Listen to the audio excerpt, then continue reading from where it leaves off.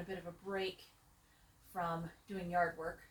So I'm going to show you really quickly. This wheel is definitely different than my other one. And here's one of the things. So she has double drive band wheel. When she's going in one direction, she's scotch tension. When she's going in the other, because of how this is threaded. So I'm going to show you really quickly how that works. And I'm going to show you how to ply real quick. So there's the scotch tension. And we're going to do a little bit of plying today. So I did up a second bobbin. You guys will remember the video that I did while I was at the Zealand Farm Fest. And the bobbin that I did there, plus a bobbin that I just finished up, are going to get plied together. And those are down at my feet. See if I can tilt this enough for you to be able to see that, or I'll bring this up. This is my tensioned lazy Kate. These are actually the two bobbins that are going to get done together. This is a different kind of wool. And so these guys are going to come off of here and get plied onto the wheel over here.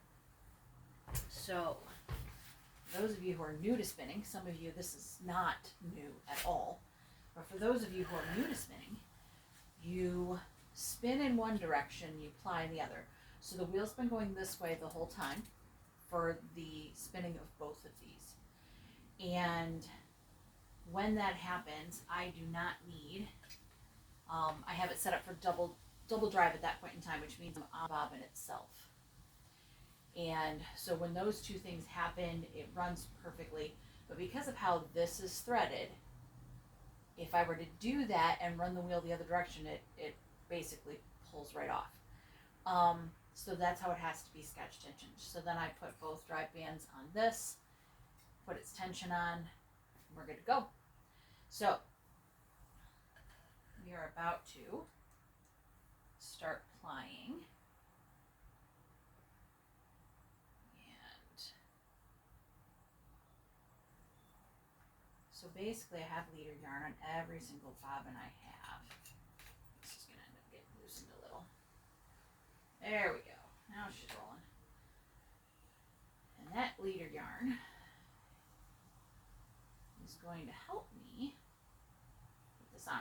So I think I've talked a little bit about this particular wheel and the fact that it actually needs an orifice hook. So my other wheel has a large enough orifice that it does not need an orifice hook. But the hook's there. It's there to help you get the stuff through the hole. And that's literally it. I would say, you know, you're going to hear a lot of terms when you're spinning and a lot of whatever. Really, it's just to make life easier in certain situations. So, yeah, the wheel's been going this way through everything. We're going to go this way to ply. There we go. I'm going to give it quite a bit of twist at the beginning, or else this will pull apart. And I've had it happen too many times to not give it just a little bit extra.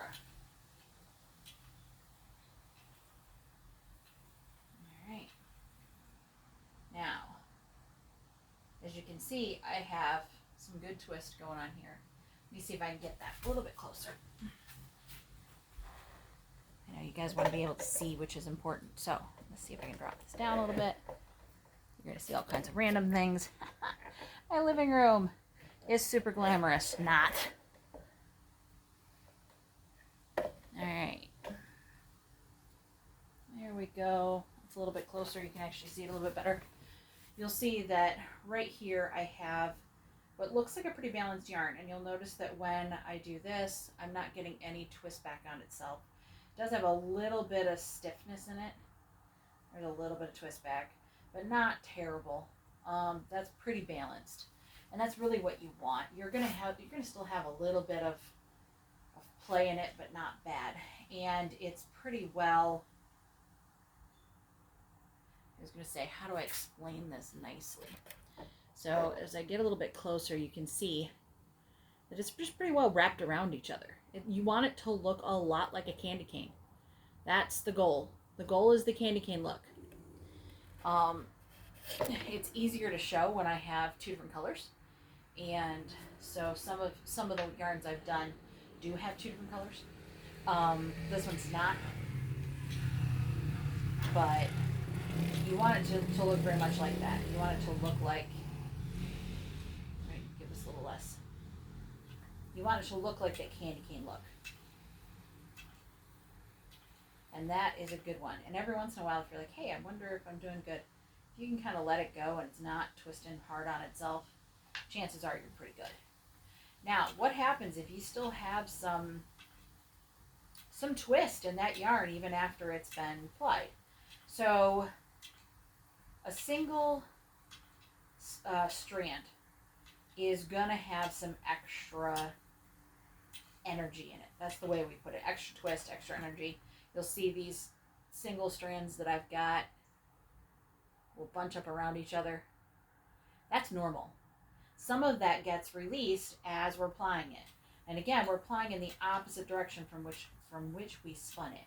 So not only does it wrap around each other, but it releases some of that extra energy, some of that extra twist. It also means that your yarn is actually going to be plumper than the sum of the two parts. So if you look at your individual strands, the first two that you made, and you're like, wow, they're kind of tiny. Yep. Some of that will release as it plies and they'll plump a little. The same thing can often happen if you dye it after it's been spun. You'll end up with a little bit more plumping as well. All of those are perfectly fine things. You just realize that's what your yarn's going to do.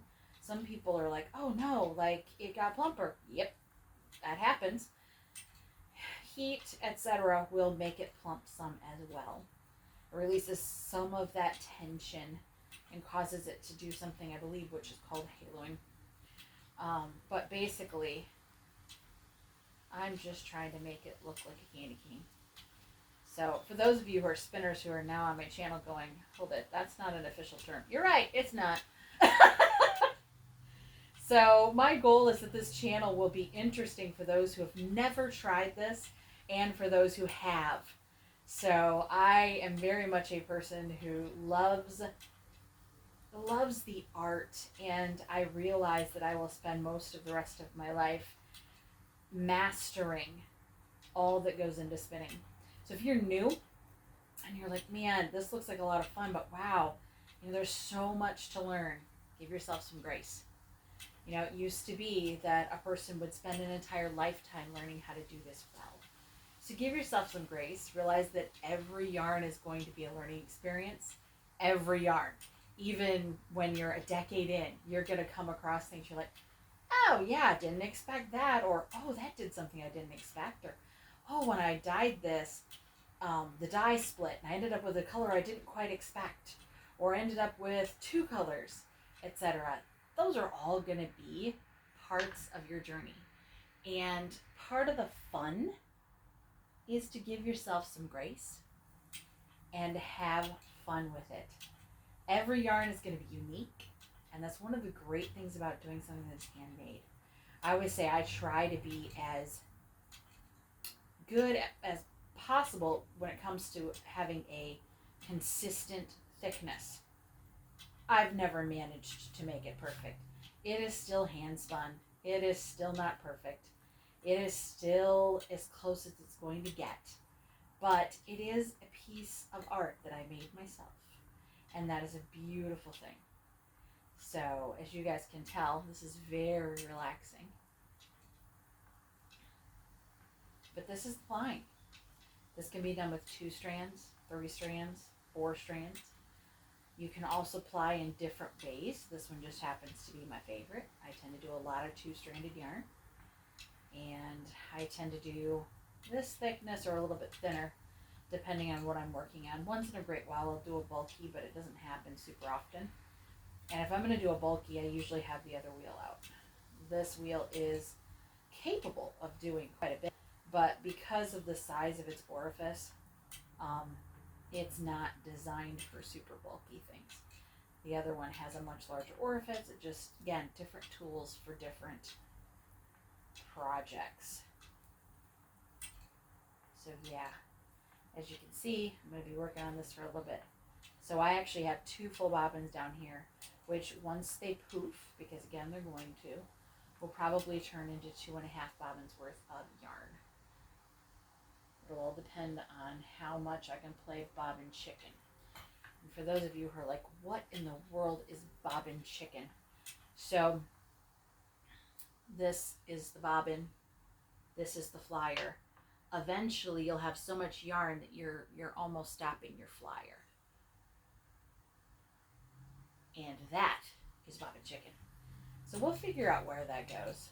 I will do another short video as I come to the end of this spool so that you can see what that's going to look like.